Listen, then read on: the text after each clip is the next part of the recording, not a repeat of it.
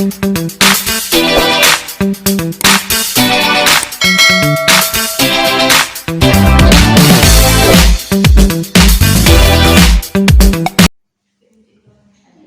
assalamualaikum warahmatullahi wabarakatuh. Ini kan capek ya, panas lagi. Saya sengaja cari masjid yang 2 SKS. Jadi saya sholatnya di WIR. Di WIR saya sholatnya di WIR. Jadi, kalau saya kan istilahkan begini, WIR itu 2 SKS, kalau di takwah itu 3 SKS. Jadi lebih cepat dari WIR gitu. Cepat.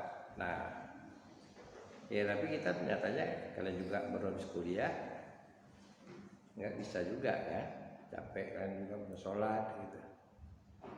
Ya kita dikejar waktu. Baik, kita nih pertemuan yang ketiga, ya, pertemuan ketiga. Nah sebelum kita mulai, saya ingatkan kepada Anda. Saya akan berikan tugas pertemuan pertama, kedua, ketiga, dan keempat pada perjalanan antara keempat dan kelima. Artinya Anda sudah harus siap tugas. Karena bagi saya pengalaman, kalau pas UTS meriksa tugas Anda bayangkan aja jumlah kontennya. Ya kan banyak sekali. Jadi saya kalau ada ujian tengah semester, saya akan misalnya ujian 1/4 semester. Jadi 4 konten saya udah periksa, nanti pas UTS 4 konten lagi, dan berikutnya terus begitu. Paham? Nah oleh karena itu kalau ada yang belum membuat konten, ya Anda harus siap-siap kontennya. Itu yang saya ingat kepada Anda. Satu. Dan yang kedua, belakangan ini saya juga sebetulnya saya membuat video di YouTube saya, itu tujuan saya agar seperti inilah, supaya apa yang saya sajikan di lokal A, lokal B, lokal C tahu. Apa yang saya sajikan di lokal B, lokal A, lokal C tahu. Begitu juga apa yang saya bicarakan sekarang di lokal Anda, lokal A, lokal B tahu. Itu kalau kalian tonton. Karena ada kemungkinan contoh-contohnya berbeda gitu. Ada kemungkinan, bukan tidak ada kemungkinan. Jadi ada kemungkinan di lokal A contohnya seperti ini, di lokal B contohnya seperti ini. Itu yang perlu Anda pahami ya. Tapi setelah saya lihat ikuti, jangankan lokal yang lain, lokal sendiri tidak memperhatikan. Dan ini pengalaman di semester 1. Ketika buat tugas salah, ya, atau tak nyambung. Nah itu yang saya takutkan seperti itu. Nah tugas Anda itu mengaplikasikan apa yang kita ajarkan teorinya. Jadi gambarannya itu Anda menggambarkan tentang teori, lalu Anda buat contohnya. Contohnya itulah Anda menerapkan itu berarti Anda mengerti. Kita tidak ada gunanya kita belajar tahu teori, sementara penerapannya kita tidak tahu. Itu yang saya khawatirkan. Apalagi pemahamannya bagus, ketika penerapannya salah. Itu banyak terjadi di semester 1. Ngerti, tapi sudah itu. Karena saya tahunya ngerti, jangan nanti Anda katakan, Pak, saya sudah lengkap tugas. Memang lengkap tugas Anda, tapi tugas salah bagaimana mau nilainya? Tugas Anda lengkap tuh melepaskan diri Anda dari TL, tidak lengkap. Tapi bukan berkaitan dengan nilai. Ya, tidak ada kaitannya dengan nilai. Nilai itu saya lihat kontennya gitu. Apakah yang Anda kerjakan itu hanya Anda ambil sumber dari saya? Karena waktu kita ini kan terbatas. 1. saya ini bukan ahlinya, artinya begini, bukan semuanya lengkap pada saya. Anda harus cari juga kali lagi. Saya paling menunjukkan jalan, apalagi modal saya mengajar itu tidak pernah tuntas, ya. Supaya apa? Supaya Anda menggali lagi. Itulah gunanya saya tidak memakai prinsip buku pegangnya apa. Baca aja buku yang berkaitan dengan itu. Karena menurut saya buku yang ditulis oleh para ahli itu akan terdapat perbedaan-perbedaan. Bagaimana keyakinan kita untuk melakukan, ya, untuk menarik kesimpulan keyakinan kita. Nanti kalau Anda nulis skripsi, ada namanya di bab 2 itu tinjauan teori. Tinjauan teori. Nah, itu nanti Anda akan tahu. Saya beri contoh misalnya dalam bahasa lah, jenis kata, selalu saya begitu. Yang paling mudah lah. Misalnya di sastra Anda sulit, jenis kata misalnya. Jenis kata itu tradisional dengan STA saja yang punya aliran tradisional berbeda. Tradisional membagi kata jenis kata itu jadi 8. STA yang pakar bahasa bilang tradisional, dia menentukan 10. Berarti kan terjadi perbedaan.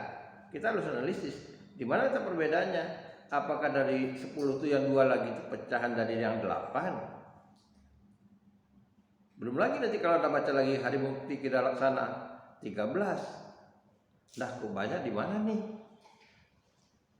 Semakin banyak. Belum lagi kalau di Goris Krab jadi 6. Semakin sedikit. Ya. Nah, ini contohnya saya katakan. Begitu juga dalam bidang sastra. Kita akan menemukan hal-hal yang berbeda. Oleh karena itu Anda harus cari. Nah, salah satu dari caranya adalah yang Anda bawa selama ini, yang paling mudah sekarang ini sebagai bentuk awal latihan kita, bukan berarti saya anti buku, yaitu dengan cara mencari di media sosial, di Google dan di YouTube, ya. Nah, hari ini pembahasan kita mencari tema, amanat, dan gaya bahasa. Saya ulangi lagi, tema kita mencari tema, amanat, dan gaya bahasa dalam karya puisi, apresiasinya. Bagaimana mencari temanya, bagaimana mencari amanatnya, bagaimana mencari gaya bahasanya. Anda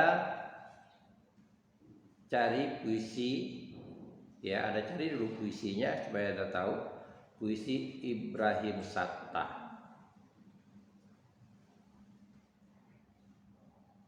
yang judulnya Bismillah. Karena ini hari Jumat, saya pakai puisi Ibrahim Sattah.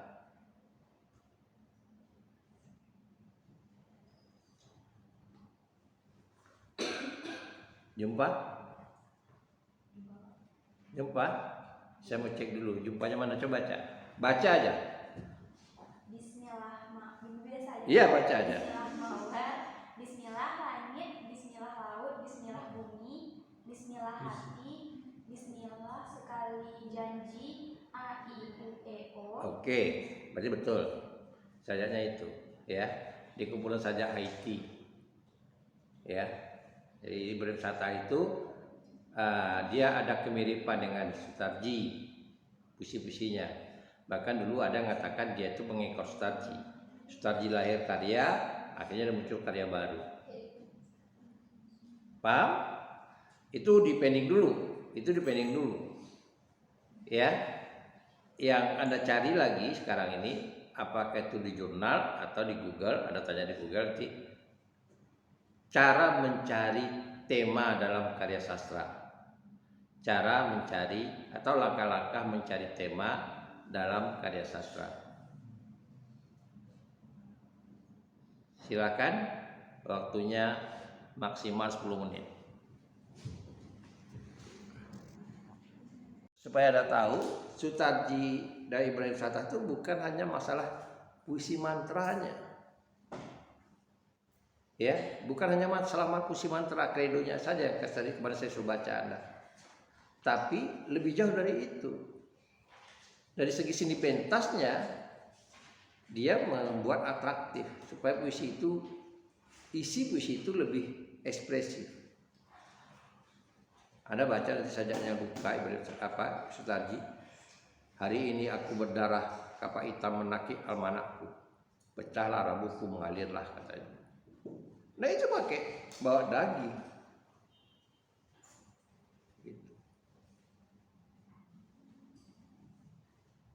Jadi kalau kita itu persoalannya yang dijadikan dalam puisi mantra itu, kita harus melihat penyairnya membaca. Itu lebih paham kita temanya apa. Ya. Contohnya, kalau nanti kalian lihat di puisi berwisata yang lain, misalnya sajak ke kau, kaki kemana katamu, kataku, diamlah kau.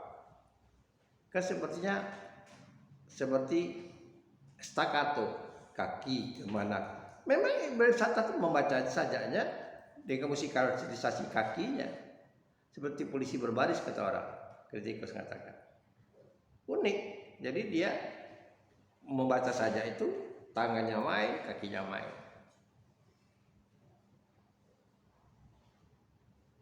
Ya, berbeda dengan West Rendra. Gitu. Di samping itu tadi yang kita bicarakan kemarin tipografi. Kita belum membicarakan mengapresiasi tipografi. Ya, zamannya Sutarji, zamannya Ibrahim Satta ini muncul tipografi itu. Oke, nah, kita kembali. Jadi tadi tahu kira-kira temanya apa? Apa temanya? Tentang sajak Bismillah itu temanya apa? Pekerjaan segala satu pekerjaan itu. Iya. Iya. Karena apa kuncinya kata Bismillah? Itu diulang-ulang. Ada repetisinya, ya. Bismillah mawar, Bismillah langit, Bismillah laut, Bismillah ombak, ya kan? Nah itu kan diulang-ulang. Artinya itu gaya itu sebetulnya kenapa diduga saja mantra? Kalau kita lihat, karena gaya mantra itu mantra pada prinsipnya gaya repetisi itu kita bisa jumpai pada mantra. Kalau saya mendengar apa yang dikatakan oleh Sutarji, kenapa repetisi itu pada puisi mantra itu selalu terjadi? Karena menurut dia, ini sedikit menyimpang ya dari tema itu, karena untuk mencari puncanya. Karena arti semakin diulang kata itu, maknanya itu semakin mendalam. Sederhana aja dibilang ini. Kalau Anda diminta izin oleh adik Anda, ya, adik Anda pergi ke suatu tempat dengan temannya. Kak, katanya, bisa mau pergi ya? Nah, Anda melarang. Jangan, katanya. Sebentar ya Kak.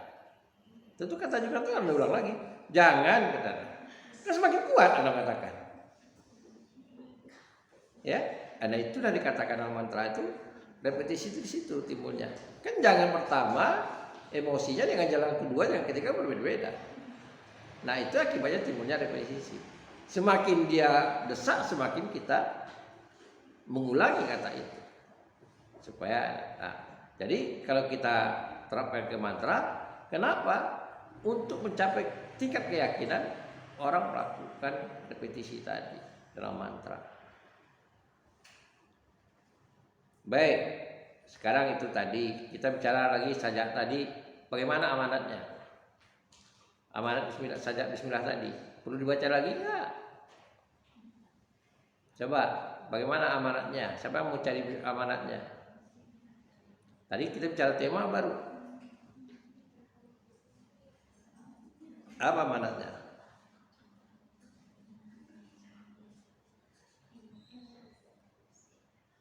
Ada enggak hubungan tema dengan amanat? Ada. Letaknya di mana letak kedudukannya amanat itu? Penjabaran dari tema. Ya. Tadi kan kita lihat amanat-amanat berbaris tadi kan. Nah, akhirnya ada benang merahnya yang menuju ke satu kesimpulan kita, itu yang kita katakan tema.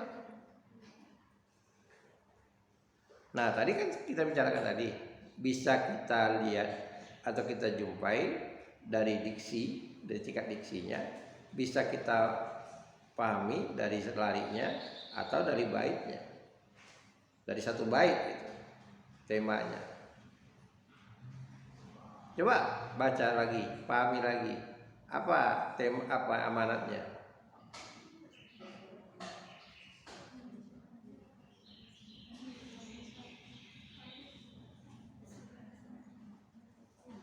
Ayo. Siapa mau coba?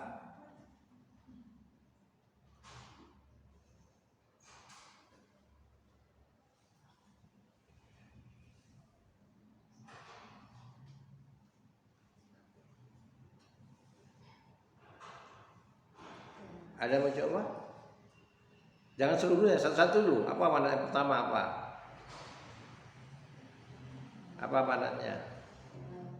Nah, kalau Anda tidak dapat amanatnya, itu sama juga. Ya. Atau menurut Anda tidak ada amanatnya, berarti kuis itu tidak ada gunanya.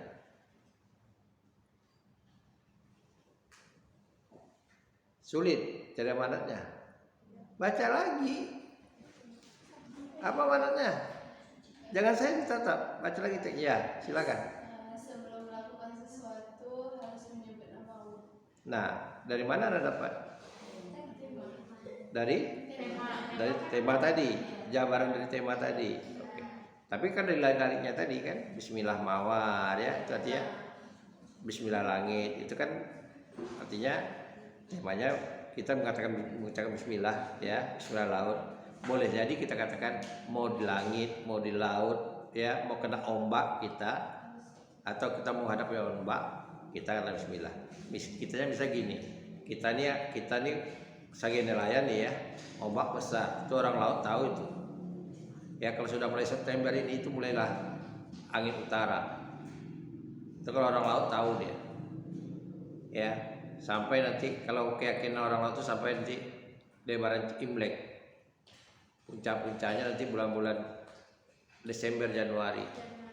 Ya, itu kalau orang Natuna nggak bisa pulang kalau naik kapal. Mau sampai 11 meter ombaknya. Ya kapal besar itu kalau lewat itu sudah sampai ke atas ombaknya. Gitu. Nah, kalau tahu jadi sama orang juga begitu. Kalau orang nelayan mau ke laut, Bismillah laut, dia katakan Bismillah dulu, kita mau ke laut, ya. Bismillah ombak, itu tadi menghadap sesuatu. Nah, sama juga dikatakan kalau arti Anda begini, Bismillah mawar itu Anda maknakan perempuan, ya, yang cowok nih, ya. Kalau Anda menganggap kata bunga mawar itu Anda tafsirkan sebagai perempuan, ya Bismillah. Kamu pacaran nggak sama dia? Ya Bismillah kita jalani, ya kan? Tapi nanti taunya mawar itu kan mawar berduri. Tahu mawarnya misalnya layu sebelum berkembang, tinggal mengucapkan astagfirullah aja lagi. Nah, jadi kata tadi kan Bismillah mawar, Bismillah tadi udah tahu kita artinya. Mawar itu bisa kita artikan bermacam-macam. Itu saya katakan maknanya konotatif. Bisa mawar itu artinya perempuan, ya. Bisa mawar itu bunga. Bukan kalau mawar bunga udah jelas itu makna denotatifnya. Bisa artinya kita katakan semacam harapan, ya, keindahan misalnya. Bismillah mawar, Bismillah laut. Misalnya Bismillah laut, orang ke laut, misalnya laut itu ya lautan lepas, misalnya kalau orang mencari kehidupan di laut, ya karena dia nih, karena kalau kita kaitkan dengan penyairnya itu orang Natuna, Ya, orang terempak dia nak nyebutkan bismillah gunung. Ya, karena kata bismillah laut, karena kehidupan orang pesisir di laut. Nah, itu. Bismillah ombak, ya. Nah, jadi semuanya itu kita artikan bismillah udah jelas diksinya. Apa maksudnya? Baru kita dapat amanat-amanatnya. Tapi tadi amanat tadi saya katakan amanat tadi ya itu penjabaran dari tema. Dengan kita tahu amanat, kita dapat menyimpulkan temanya apa. Baik, kita lanjutkan. A I O E O namaku. Kan gitu. A I U E O. Apa tafsiran Anda? Pemahaman Anda apa? A I U E O katanya.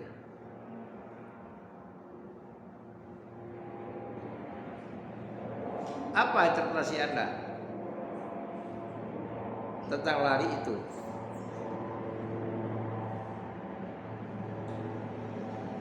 Coba.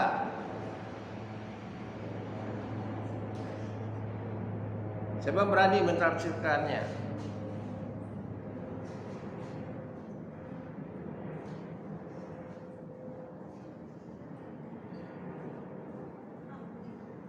Ada mencoba?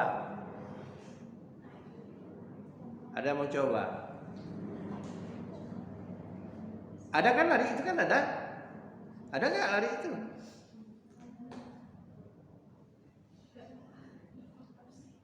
Nah, kan seperti main-main kan juga. Ini posisinya main-main aja gitu. Tapi kalau kita bisa menginterpretasikannya, itu simbol dari kalau saya ini tafsiran saya itu mau namanya si A, si I, si O, kan beragam-ragam nama orang. Ya, namaku itu artinya nama orang. Ya, beragam-ragam nama orang kan. Ada si Ahmad, ada si Intan. Ya, nah artinya siapapun namanya dia harus memulai bekerja itu dengan diberi nama Allah. Memang puisi ini kalau Anda lihat, Anda baca di Hermann Joeluyo ada pendapat Gunawan Muhammad, ya itu Hermann Joeluyo juga mengutip Gunawan Muhammad membuat pandangan puisi-puisi Sutarji, puisi-puisi Ibrahim Satta itu dikategorikannya puisi gelap. Kenapa gelap? Sukar dipahami maksudnya. Bukan tidak ada maksud. Kalau dia tidak ada amanat, berarti itu kayak pepesan kosong. Ya, itu kayak pepesan kosong. Nah, itu yang dikatakan supaya Anda paham nanti kalau Anda membaca, kenapa kok dikatakan puisi gelap? Bukan puisi gelap dibuat dalam gelap.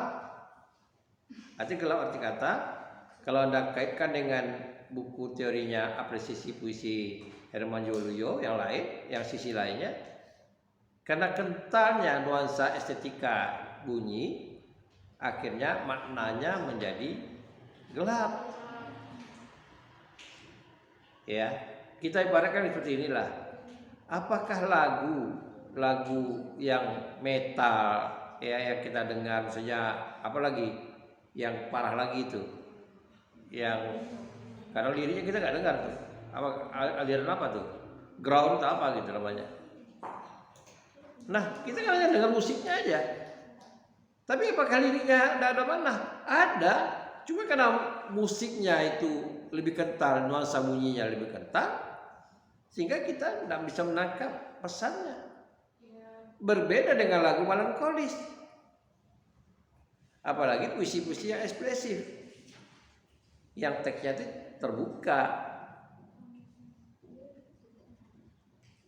Paham? Sampai di situ ada mau tanyakan enggak? Nanti Anda lanjutkan lagi. Jadi caranya ya, karena Anda calon guru, ya mencari tema, mencari amanat itu tuh Anda harus memulai dari yang mudah dulu. Tapi ini saya lakukan sekarang yang susah karena ingin berbeda aja. Ya. Jadi yang mudah dulu. Yang mudah yang mana? yang bentuk-bentuk puisi yang ekspresif. Karena bentuk puisi ekspresif itu rata-rata puisinya itu menggunakan bahasa yang realis. Orang-orang yang ekspresi ini orang-orang yang apa yang terasa aja sampaikannya. Orang marah kan nggak milih lagi kata, nggak bisa sempat memilih kata. Apa yang terasa disampaikan. Berbeda dengan orang-orang yang punya renungan, punya kayak romantis. Dia akan milih kata yang lebih bagus lagi, yang kental dengan diksinya. Jadi dari situ dulu baru berlanjut ke yang sulit. Karena itu saya katakan kepada Anda, puisi mantra ini sampai saat sekarang itu dalam kurikulum sifatnya pengenalan. Karena rata-rata guru tidak mampu. Apa sebab tidak mampu? Ya karena tidak pernah mengikuti kebiasaan-kebiasaan guru kita itu menggunakan puisi-puisi yang realis, yang ekspresif, gitu. Yang transparan maknanya.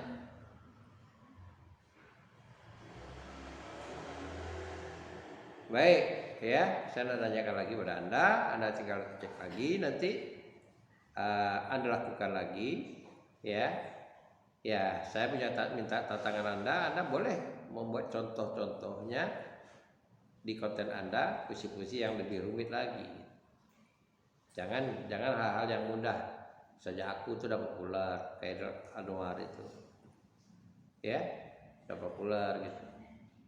Yang mau tantangan apa gitu, supaya kita lebih cerdas menafsirkan diksi-diksi yang ada dalam puisi. Bukan berarti saya katakan puisi Khairul Anwar itu mudah semua, tidak. Anda baca puisinya Khairul Anwar 1943. Ya, saya tinggalkanlah ini dulu. Ada puisi Khairul Anwar judulnya 1943. Tahun 1943 itu ingatkan kita apa? Tahun 1943 itu ingatkan kita apa? Masuknya Jepang. Ya.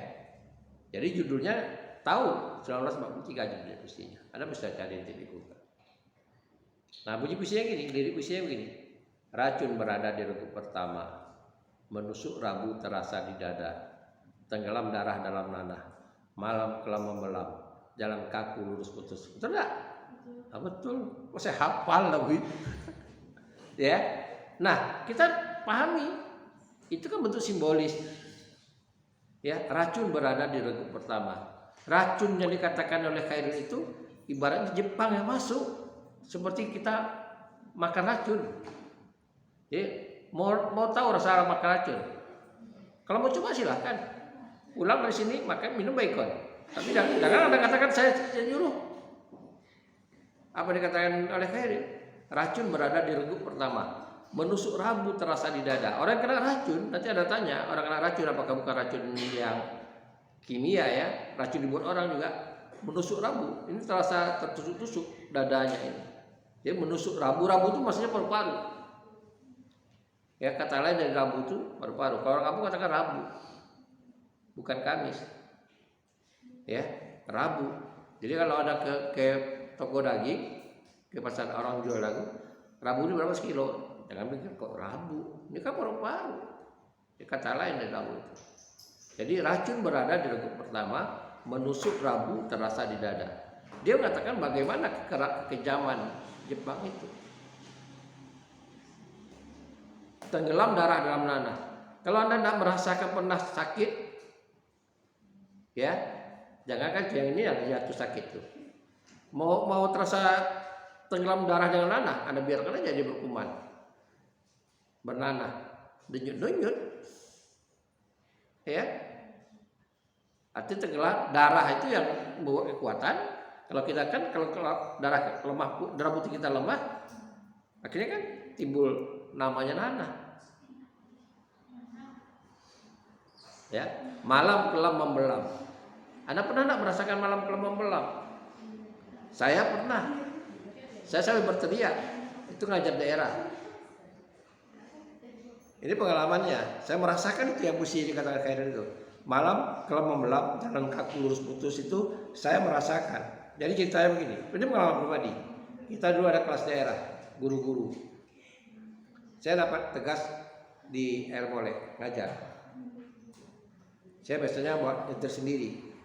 Waktu itu mobil saya Kijang G, ya, Kijang bukan Matic, manual, Kijang G, Kijang lama. Jadi sampai dari sini ada mahasiswa numpang, karena dia mau pulang ke Ukui. Ayo numpang. Sampai di Ukui dia turun, ya. Soalnya sedikit mau sampai ke Ukui. Habis itu tiba-tiba lampu mobil saya padam.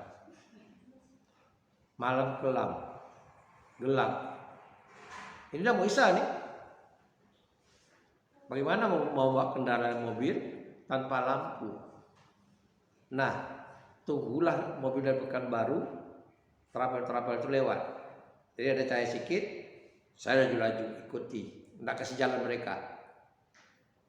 Tapi setelah itu dari depan mobil balak RAPP muncul, itu konvoy karena sampai 5 mobil. Nah, sementara kita ada lampu. Betul-betul saya berteriak, ya Allah, saya bilang apalah salah saya nih. Padahal yang habis itu, ini harus tahu kita pengetahuannya, ada namanya batu arang di dinamo. Jadi kalau ada starter, kalau ada punya mobil, starter kan bisa di-starter, itu batu arangnya. Kalau tidak baterainya, batu arangnya itu yang habis. Kecil cuma.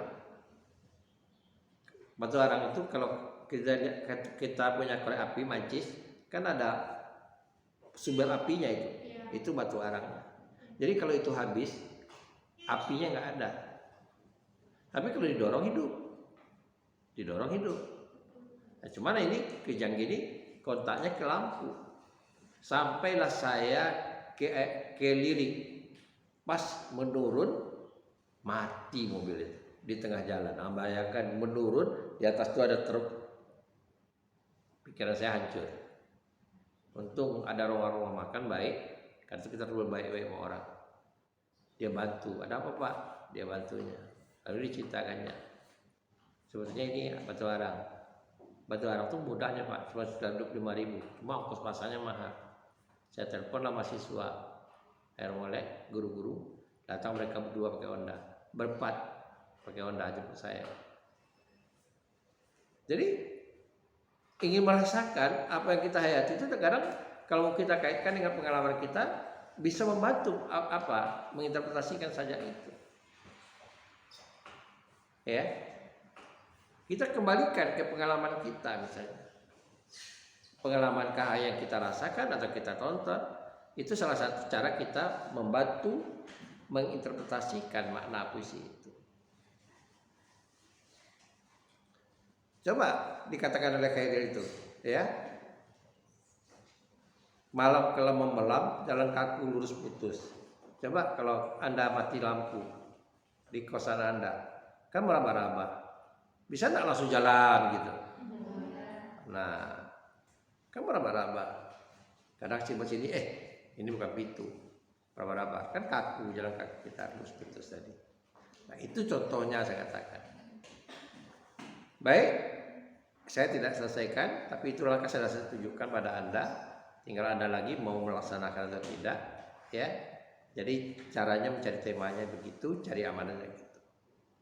Dan poin ketiga kita, terakhir poin ketiga itu ada gaya bahasa. Gaya bahasa itu ya kita harus pahami dulu teori gaya bahasa tadi. Ya misalnya pahami arti kata begini, konteksnya begini. Misalnya hiperbola, apa itu hiperbola? Apa itu? Nah, kan harus tahu kita kan? Nah, kita udah tahu maknanya, baru kita cari di teks. Oh, ini gayanya hiperbola. Sarkasme, apa itu sarkasme? Apa beda dengan sinisme? Nah, kan ada asidentol, polisidentol. Nah, kita harus tahu tuh maknanya dulu. Nah, baru kita cari di teks. Paham? Paham? Jadi saya tidak menjelaskan mempraktekkan gaya bahasa itu, Tapi sekali lagi saya katakan, Anda cari dulu gaya bahasa itu, ya. Nah, apakah namanya gaya bahasa, apakah namanya majas, itu sama.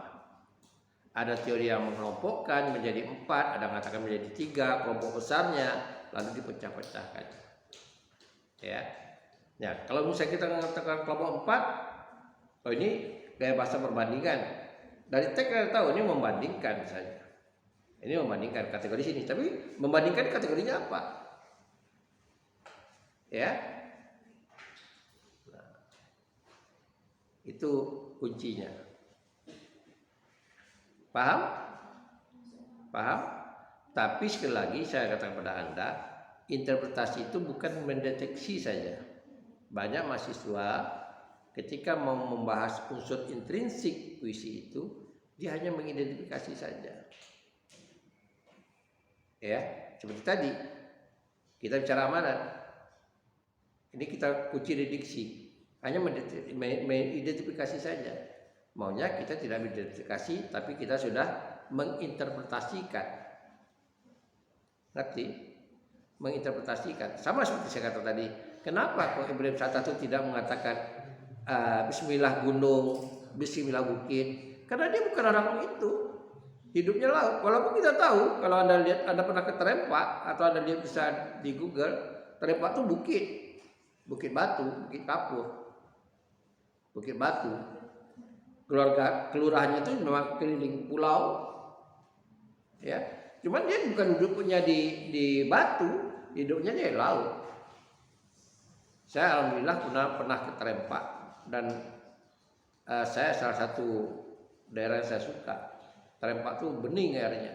Jadi kalau kapal-kapal perintis yang mutar dari Surabaya, ya mutar sampai ke Jakarta, sampai ke nanti ke pulau-pulau, sampai ke Kalimantan, nanti balik lagi ke Surabaya. Kapal-kapal perintis itu biasanya di Terempak itu ngisi air, karena bening airnya. Jadi kita bisa lihat dasar laut di pelabuhan itu. Baik, itu aja, ya. Kalau tidak ada pertanyaan lagi, saya tunggu Anda untuk penerapannya di konten. Ngerti tidak Anda? Jadi saya ulangi lagi, cari langkah-langkah mencari tema itu bagaimana, kiat-kiatnya bagaimana. Lalu Anda terapkan dengan puisi yang Anda tentukan temanya. Boleh Anda untuk tema puisi ini Anda pakai untuk amanat puisi ini, boleh, tidak ada masalah. Yang penting Anda sebutkan dulu langkah-langkah. Ya, Anda yakini itu. Kalau Anda baik menggunakan itu sebetulnya Anda sudah mempersiapkan media pembelajaran Anda.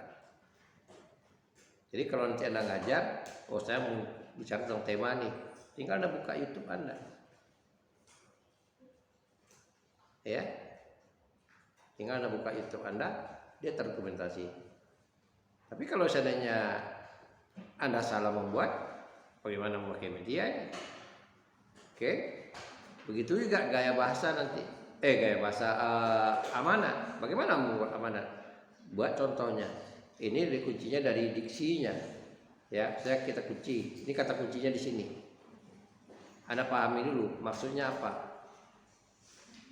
Ya. Mana yang berkonotasi itu apa saja? Maksudnya apa? Paham? Nah, itu Anda terapkan dalam mencari amanat sebuah puisi. Seperti tadi yang saya katakan, saya beri contoh tadi 143. Paham? Nah, kemudian gaya bahasa, Anda cari teorinya. Anda pakai teori siapa? Oke, sampai di situ. Ada yang mau ditanyakan? Ada? Kalau enggak kita istirahat dulu. Ada? Ya, kalau ada ya kita istirahat dulu. Saya juga lagi gerah, nih pakai baju terlalu formal, pakai baju panjang. Lagi gerah. Kita istirahat 10 menit ya, paling lama 15 menit. Nanti saya katakan lagi. Oke, makasih. Assalamualaikum warahmatullahi wabarakatuh.